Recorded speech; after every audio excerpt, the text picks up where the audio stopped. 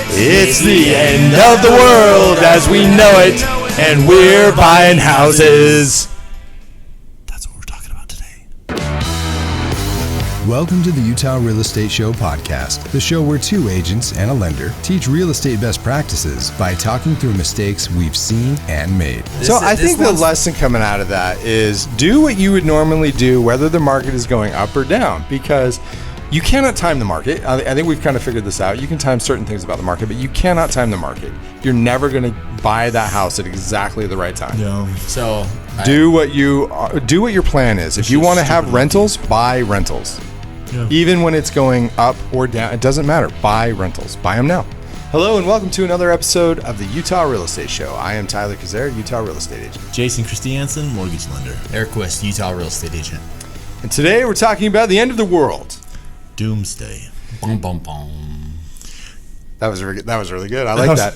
So there's a lot of calamity happening in the real estate world right now. In the world. And the world, that's true. There's lots of things happening. The Queen. The Queen is dead. How will that affect real estate prices in Utah? I don't know. I really don't have. There's a strike happening on the railroads. Aric and I were talking about that a little bit earlier today. How will that affect things? Like lumber prices I don't want to are talk about probably that going to go up. Anyway, there's calamity. There's pain. And a lot of people come to us seeking for us to like smooth everything out and say, it's going to be okay. It will be. It will be. But how is it going to be okay? That. It's fine. Well, I mean, one of the things I was just talking with somebody just recently about especially we see something coming. Well, that's the best thing that you could actually do is you've seen something happening that you think that might be prepared for. It's just not going to happen overnight and you guys woke up the next day and something changed. And that is actually really nice because there's a lot of times in the market people say what's going on. I say I have no idea. I mean, for the past 2 years of rates are going up or down or staying the same, I guarantee it. That was my answer. Yeah. So now we can prepare a little bit. Yeah, rates are going up. Okay. They're going to go up. Rates are going up. I think we can definitively say that. Do you want me to give a brief rundown? Yes. Okay, so there's a lot of commentaries out there that I feel like the car gets on the railroad tracks and the train's coming and they're like, well, the people may die or they may not die. At this point, I'm like, the train is coming, it's going to hit, and they're like, well, will the car hit the person or will they? Anyway, the thing that's happened is we're going to have another inflation because the administration put $3 trillion into the economy. This is going to weaken the value of the dollar. The value of the dollar is going to go down. The Fed's announced that they're aggressively going to raise the Fed rate to counter inflation. Lately, and in a general scheme, the 30-year note follows the Fed rate. So there's individual spikes that happen, and if the Fed rate spikes and comes down quickly, mortgage rates might not go up. But last March, when the Fed rate raised 2 points, mortgage rates just about rose 2 points exactly. So I'm saying that's going to happen. If that's the freight train I'm talking about. There's other things that are going on too with the 10-year Treasury and all this other stuff that are playing. But in short, rates are on the rise. So what does this mean for the real estate market though? Like if rates are on the rise, how does this affect buyers? How does this affect sellers? So this is super, super, super duper interesting because everybody, for a while they've said, hey, the market's going to crash, the market's going to crash, the market's going to crash. I'm going to wait to buy a house. Well, there's a couple things. Market crashes because people can't buy homes, right? Yeah. And people lose jobs. So I would never, ever say wait for the market to crash unless you're sitting on a buttload of cash and you don't need a loan. Because if you need a loan, you kind of need a job. And will you have a job when the market crashes? I don't know. The other thing is if prices drop, it may not make your payment go down because rates are going up. Yeah. And we've seen that right now. It was pretty easy to get a $500,000 home a couple of years ago with rates in the 2s and 3s. I mean, we could do that. Yeah. Right now, those same people can't afford that home because rates are in the 5s and 6s. Right. So they'd be priced out of the home that they are living in right now. Well, and to put that into perspective, if you're looking for, say, a certain dollar amount payment, every time the interest rate goes up a half a point or a point, what does that change in their buying power? The easiest way is every time it goes up a point, it lowers your buying power by about $50,000. So like a 4% to 5%? You just lost $50,000 in buying power. 5% to 6%, another $50,000. So the interesting thing, at $1.9 trillion, that bumped rates up 2%. We just had $3 trillion So if rates bump up 2%, you've lost $100,000 of buying power. So if you're like, I can save $100,000 on for my house. that payment that you're wanting to maintain. So that's where to look at that. I think the wiser way to look at that is that we were temporarily granted an extra $50,000 or $100,000 to buy. So, and the people are now returned to a fiscal environment where it's more normalized. I would say we've we've on the been market for a month. Buyers are actually able to. They were on the market. I mean, the fastest time they were like 2 or 3 days. Well, I meant now. We're barely at a month. So we were beyond spoiled as lenders, as realtors, as buyers and sellers. So we're not even normal yet. No, and so one of the conversations I was having. And it was kind of funny because he talked about, he's like, some of the things that he's looking at doing, and this is just a friend of mine. He's like, I'm dumping all of my crypto, all of it. And I was like, why? He goes, this is me. He goes, I'm a little bit of a crypto conspiracy guy. And he goes, I think there's some interesting things that are going to be happening this fall with stuff. And he goes, it's stock markets. He goes, it's not guaranteed. And he goes, real estate is real estate. It's always going to be there. And so he goes, I'm dumping everything and then putting it into real estate. He goes, I'm even just buying some land to sit on it for 2 years, 3 years, 5 years. So I'll sell it again. I'll do something. He goes, it's not going away. The land doesn't disappear. It's there. And he goes, I can sell it first. He goes, that also helps with inflation. He goes, I don't want my stuff with as crazy everything's at. He's like, could you imagine if you think the real estate market's crazy? Go step foot into the stock market or crypto or any of that other stuff. That's a whole nother thing. That's a buddy of mine, future real estate investor, was about to go in with me on a deal in one of my investment deals back east, and he went to go get his money, and 2 of the companies he had crypto in were gone. And he called me back and he goes, I can't invest. I apparently don't have the money I thought I had. Here's the super interesting thing. I was talking to a person today, and they're like, we don't want to buy and have prices go down because they're looking at vacating their primary, turning it into a rental, and buying another property, right? And we don't want to lose value. And it's like, it's interesting because you'll only lose value if you sell when it's low. Because as homes get harder to buy, as rates go up, and prices may come down. Now, it's interesting, too, because we're still experiencing appreciation year over year. Like that's a different issue. Yeah. Like this is what you're talking about is monetary policy, but we have an issue of supply and demand that we've talked about multiple times on this show, where there is not enough homes. There are not enough homes to supply all the people who want to buy homes. Right. And what we're doing is cutting the end out of the market, the bottom of the market out, and saying, sorry, you actually don't want homes. And we're going to prove that by making sure you can't buy them.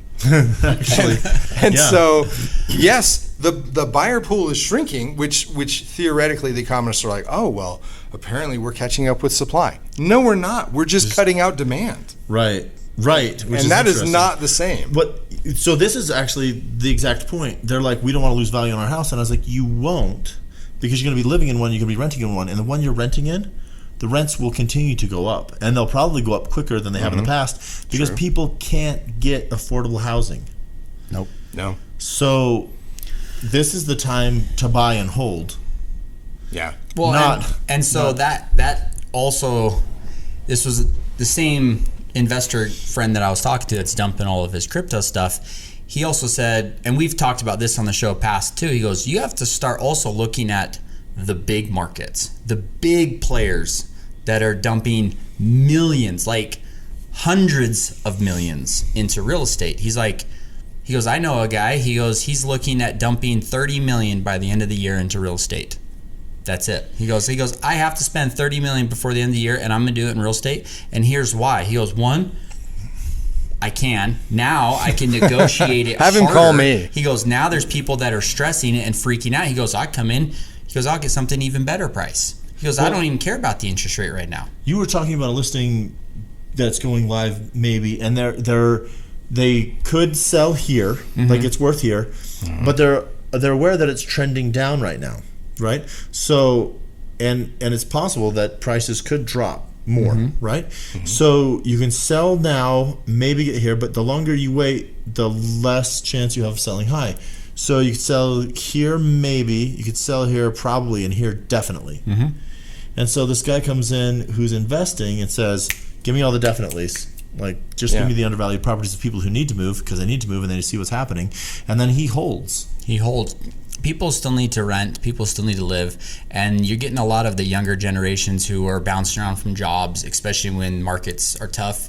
They leave and go to another one, Well, they're just going to go rent someplace. They're perfectly good with, we'll just rent. Yeah. Well, guess what? I got a house for you. Yeah. The other really good, great thing that I talk to people all the time is the U.S. dollar is losing value. Homes don't lose value the same way. Let's just like gold or invest in batteries. all the electric cars, right? Yeah. Nickel, cadmium. What's the other one? Anyway. Lithium. Yeah. Lithium, of course. Yeah. But homes, like you put your dollars into a home and you leave it as a home. Yeah. And you ride the wave. So yeah. Well, it just brings into planning more. You know, what are you wanting to do for this next 18 months? Are you wanting to move? Well, then you may want to do that quickly. Are you wanting to move to a bigger house but can't afford it here in Utah? Well, maybe let's look in another area. Let's go out to Kansas or maybe to Texas or to a different place. Like, start planning a little bit more ahead of where you're wanting to do. Keep your place here. Have somebody that you can talk to about how to pull money out and go buy another place, turn it into a rental.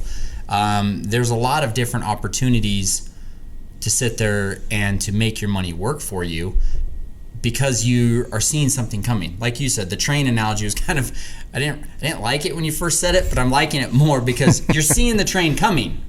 Yeah. It's coming. Well, do you want to continue to stand there and then go, oh, it hit me?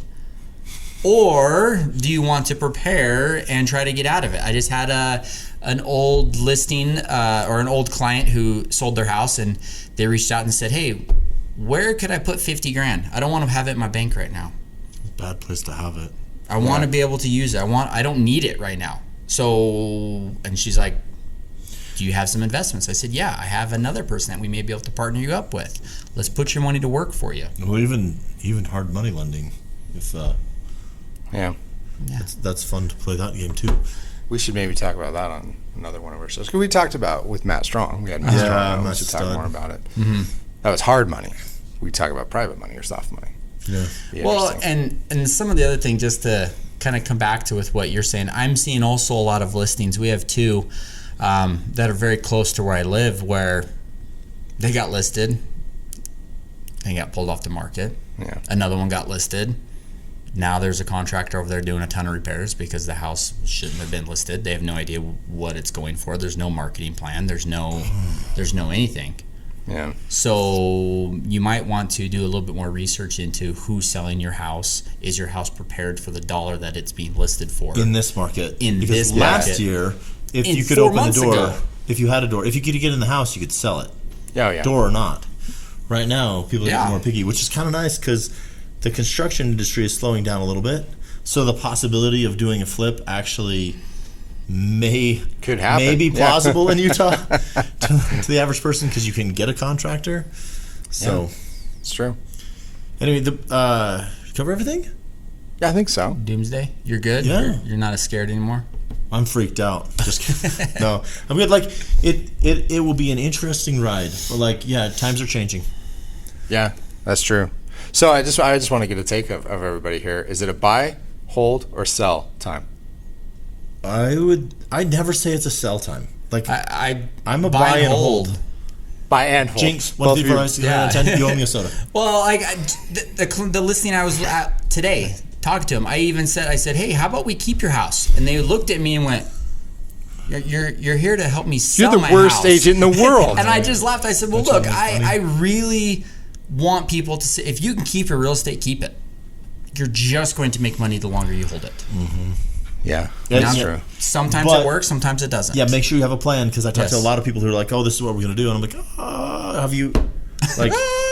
Have you talked to someone about this plan? Yeah, I typically push to hold, buy and hold, buy and hold, buy and hold, buy and hold. But if you hate being a landlord and you will not use a management company, sell.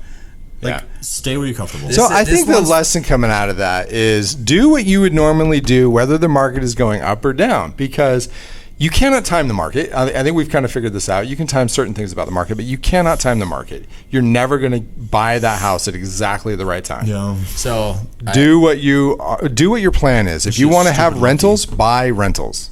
Yeah. Even when it's going up or down, it doesn't matter. Buy rentals. Buy them now. Yeah. Yeah. So, I mean, we've already started kind of like, what'd you learn? Buy rentals. Tyler, you say, do what you're going to do. Yeah, so my key takeaway is that you shouldn't try to time the market, that you should do what your plan dictates you should do for your own financial freedom. Yeah, I say, I'm going to steal Aric's, make a plan. Like, figure out what you want and start working towards it. Remember that we're actually able to see something coming, so try to avoid it. Try to prepare for it. Try to plan for it. We want to hear your predictions. Which way is the train coming? Is there a train coming? Is there doomsday? What's changing in the market? Like, comment, subscribe, share with a friend. If you want to get in touch with us, shoot us a text at 801-228-7687. Make sure you mention the show. You can email us at theutahrealestateshow@gmail.com. You can watch this show on YouTube, and you can listen on Apple Podcasts, Spotify, or wherever you get your podcasts. If you learned something, or if you really love this show, give us a like on YouTube and drop a rating on Apple Podcasts or wherever you listen. The Utah Real Estate Show is a production of Hive Collective at Presidio Real Estate, with support from Security Home Mortgage. The NMLS number for Security Home Mortgage is 178787. The NMLS number for Jason Christiansen is 240472, Equal Housing Lender. Not only is this not legal or investment advice, but you should definitely talk to a pro before you make any real estate decision. Every situation is different and should be considered in context. Copyright Jason Christiansen, Aric Wiszt, and Tyler Cazier. All rights reserved. Talk to you next week. We do. We think sing you should together. do that. It's the end of the world as we know it, and I'm buying houses. World as we know it, and we're buying houses. That's what we're talking about today. As we know it, and I'm buying houses. That's what we're talking about today. Did we say I or we? I said I. I think we all said I, we, us. Yes. And we're buying houses. That's what we're talking about today. Genius. I'm saving a crap load of money. Is that the out? Can be. I want something crazy. Like, Do you have a bunker under your house? Jason is getting a bunker. Aric is learning how to cook food using only dung. No. And it's Tyler. No, dude, I'm stockpiling munitions. What does Aerosmith Yeah, sing? so you get ammo and I get poop. Yeah. That's not Exactly. how that works. I don't want to close my eyes. I don't want to something because I miss you, babe. And I Don't want to miss a thing. Doomsday. Don't want to close my eyes. I don't want to feel asleep, guys. I'd miss you, babe. And I don't want to miss a thing. even when I dream of you. Sweetest dream will never do. I still miss you, babe. And I don't want to miss a thing. Tyler Cazier on vocals.